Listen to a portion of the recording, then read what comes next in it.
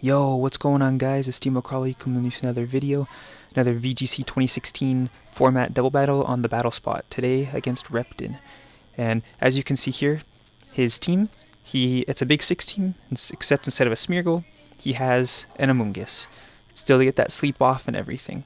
So here in the team preview, I pretty much eliminate Amoonguss. I can say, well, he doesn't have super effective moves against anything on my team. My Primal Groudon floors it, and for my Trick Room users, I also decide to bring Porygon 2 instead of Cresselia, because there's no need to bring Cresselia since I'm going to win the Weather War no matter what. I don't even have to worry about rain at all. And if I get that Ice Beam off on Salamence, it's probably going to take it out.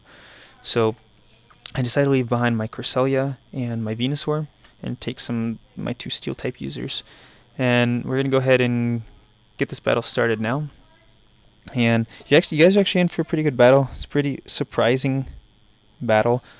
I lead with my Porygon 2 and my Groudon because Groudon, he has nothing super effective to Groudon. He has no water. His only other ground user would be his own Groudon.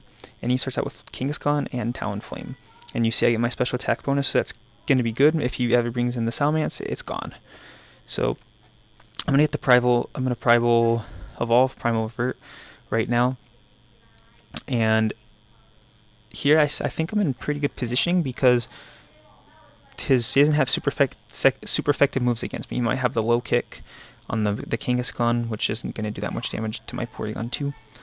And I have the Rock Slide, which will floor that Talonflame. So we're going to see the Mega Evolution from the Kangaskhan.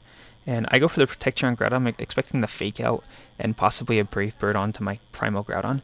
And we do see the Brave Bird. But we do see a power-up punch from my opponent's Kangaskhan, so it's not the typical one. It pretty much confirms that it's not running low kick. So he's going to get that off. He's going to be at +2 right now. So relatively dangerous, we could say. And I do get my Trick Room off turn 1. So this is good positioning for me, because now I'm going to be able to outspeed. And I will admit, I did make a mistake, because I'm like, okay, I'm going to get off Trick Room and I'm going to outspeed, but I forgot about the Brave Bird, the whole priority thing. And once I use it, I was like, oh crap, but he can still attack me. I was hoping to get away from this with Groudon taking no damage, but unfortunately he takes about, that's 75 damage, it's about 33%. And we're going to see Life Orb. I go for the Recover here. I decide if he does have Salamence in the back, I need it to be, my Porygon 2 to be healthy to be able to take it out. And I go for the Rock Slide. His Kangaskhan protects. That was also interesting. So we know it's not the typical meta Kangaskhan. Well, I guess, and we don't even know if he has Fake Out actually, because he never used it. So when you get that Talonflame gone, and he's gonna send out the Amoonguss, and this really surprised me. I said, especially in this position when I have Ice Beam and a Fire type move, but then I realized that we're under Trick Room, and I was like, oh crap, he's gonna go first. So he gets that Spore off. But the thing is, like I mentioned in the team preview, he has no super effective moves for my team. So I decided to go for the Ice Beam there on the Kangaskhan, and I went for a Fire. I don't know if I went for a Fire Punch or a Precipice Blades. But right now, taking out Kangaskhan is my #1 priority because it's in a position to be able to sweep my team now, especially since it's at +4. So pretty bad. And now that both my Pokemon are asleep, that Kangaskhan's kind of my big threat. I don't really care about the Amoonguss. You can keep on putting my Pokemon to sleep, but if you can't take him out, he's not going to win. So, unfortunately, both my Pokemon are asleep right now. And my Groudon does wake up, and I go for the Fire Punch, and I take out that Kangaskhan.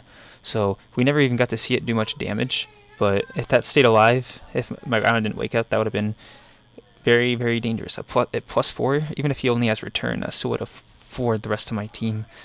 Well, I guess my Aegislash might have been able to, unless if he has some sort of dark move, my Aegislash would have been able to stop it.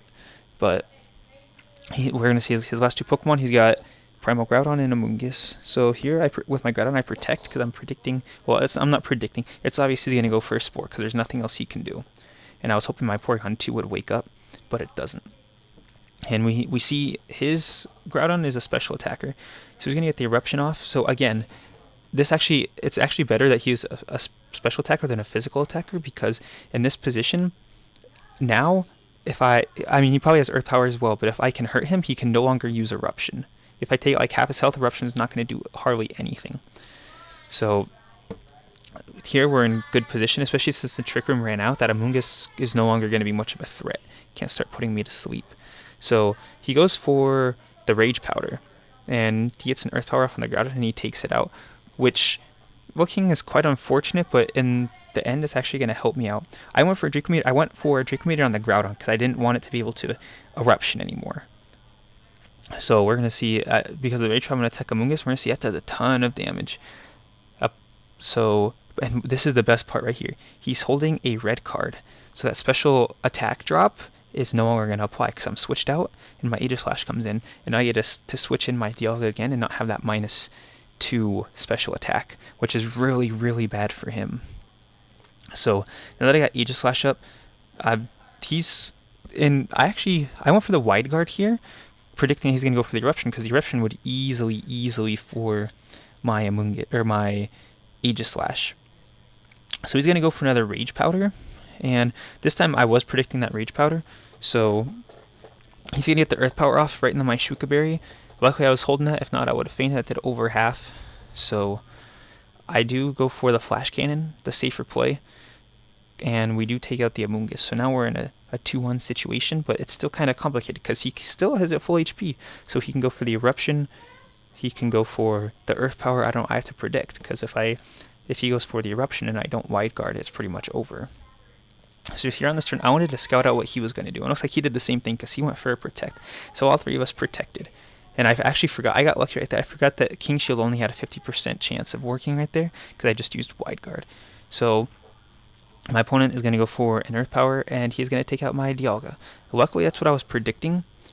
So I go for the Shadow Ball. So I'm going to get in the Blade form, and we're going to see it does over half. It is a critical hit, but it still doesn't matter in the long run because it's a 2-hit KO. It did over 75%, so if it wasn't a crit, it still would have done over 50%.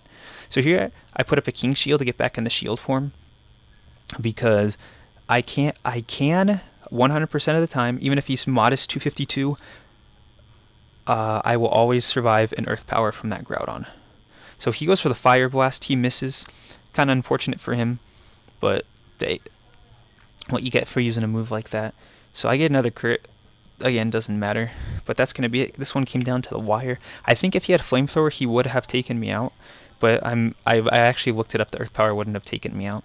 So relatively good game all in all.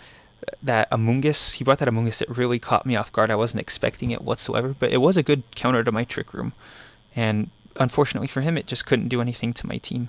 So that's pretty much going to be it for this battle. I hope you guys enjoyed. If you guys want to battle me, got any suggestions for my team, go ahead and let me know. But that's going to be it, and I'll see you guys next time.